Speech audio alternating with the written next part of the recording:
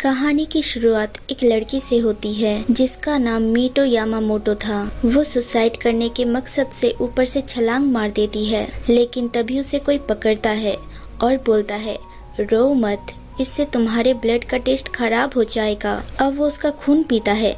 यहाँ scene cut होता है और हमें एक कैसल दिखाया जाता है जहाँ एक लेडी बोलती है, वैम्पायर का अगला सम्राट वही होगा जो असीम शक्तियों का मालिक होगा। हालांकि ये आसान नहीं होगा, जिसके पास वो भाग्य संगिनी होगी, यहाँ तक कि वो उसके ब्लड का स्वाद चख चुका होगा। अब हमें मीटो दिखाई जाती है जिसे जॉब से निकाला जा रहा था क्योंकि उसे वहाँ लोगों ने सोते देखा था और उसकी वजह से वहाँ सारी लड़कियाँ पहुँच जाती थी, जिस वजह से लड़के एंट्री नहीं कर पाते थे। मीटो दरअसल एक लड़की थी, लेकिन देखने में वो लड़का लगती थी, जिस वजह से उस पे सारी लड़कियां मरती थी। वो एक बेघर लड़की थी जिसके पास न सोने की जगह थी और न ही उसके पास पैसे थे, और अब तो उसे जॉब से भी निकाल दिया गया था।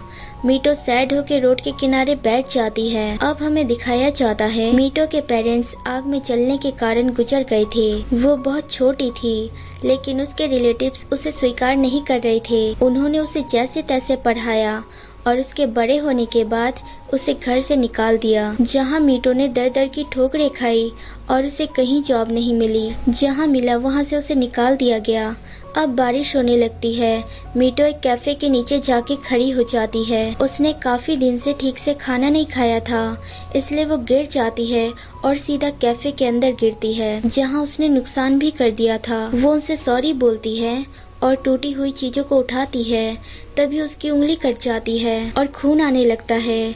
अचानक वहाँ एक लड़का आता है जिसका नाम रूका था। वो खून देख के बोलता है, अंदर चलो, मैं इसका कुछ करता हूँ। अंदर जाने के बाद वो मीटो का खून टेस्ट करता है और चिल्लाने लगता है क्योंकि उसका खून बिल्कुल घटिया था। अब वो उसे वहाँ से भगा देता है। तभी रूका के पास कोमोरी आ जाता है।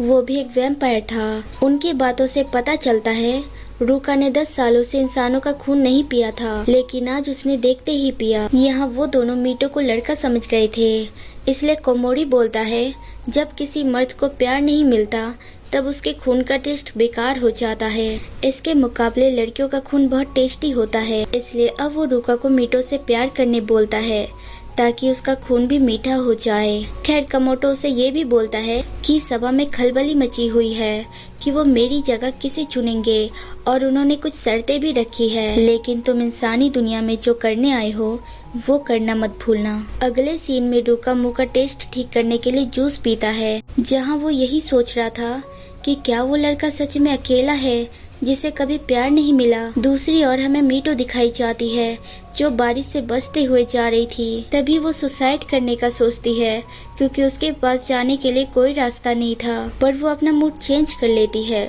और वापस आने लगती है, लेकिन वो फिसल जाती है और सीधा नीचे गिरने लगती है। ये देख उसके आंखों में आंसू आ जाते हैं क्योंकि अब वो मरने वाली थी। लेकिन तभी रूका वहाँ जाता है जो उसे बचा लेता है और उसे चुप होने बोलता है ताकि वो उसका खून पी सके। ये देख मीटो हैरान थी। खैर अब वो उससे उसकी प्रॉब्लम पूछता है, जहाँ मीटो बताती है कि उसके पास मरने के अलावा कोई रास्ता नहीं है। मीटो को अभी भी यकीन नहीं होता कि रूका एक वैम्पायर है, जिस पे वो उसे गुलाम बनाने की बात करता है ताकि दुनिया में ऐसा कोई होगा जिसे वो जानती होगी। तभी वो बेहोश हो जाती है। रूका उसे अपने साथ ले जाता है। अगले सीन में उसकी आंख रूका के रूम में खुलती है, जहाँ रूका बताता है ये बॉयज डॉर्मेट्री है। अब वो उसे नहाने बोलता है और उसके बाद यहाँ से दफा हो जाने के लिए कहता है। असल में वो उसे गुलाम नहीं बनाना चाहता था, बस खून पीने का मन था, इसलिए उसने बकवास किया था। लेकिन मीटो उसका गुलाम बनना चाहती थी, जिसपे वो उसे बाथरूम में फेंक देता है और बोलता है नहा के यहाँ से दफा हो जाओ। असल में मीटो के ब्लड का टेस्ट बेकार था, इसलिए वो उसे अपने साथ नहीं रखना चाहता था, जिसपे वो ब्लड का टेस्ट ठीक करने के लिए कोई उपाय मांगती है। रूका बोलता है, प्यार, मैं तुम्हें प्यार करूँगा, बस तुम्हें उसे महसूस करना होगा, जिससे तुम्हारे ब्लड का टेस्ट ठीक हो जाएगा। मीटो के पास और कोई ऑप्शन नहीं था, इसलिए वो मान जाती है। यहाँ उसे पता चलता है रूका को काफी दिनों से एक खूबसूरत लड़के की तलाश थी, क्योंकि वो लड़की का ब्लड नहीं पी सकता था। लेकिन यहाँ मीटो अपना बिग निकालते हुए बोलती है, पर मैं तो एक लड़की हूँ, अब मैं क्या करूँ। So hey everyone, thanks for watching. अगर मेरी वीडियोस जरा सी भी अच्छी लगे तो लाइक शेयर सब्सक्राइब कर देना और बेल आइकन जरूर दबा देना ताकि आप तक नोटिफिकेशन आती रहे। Take care, bye.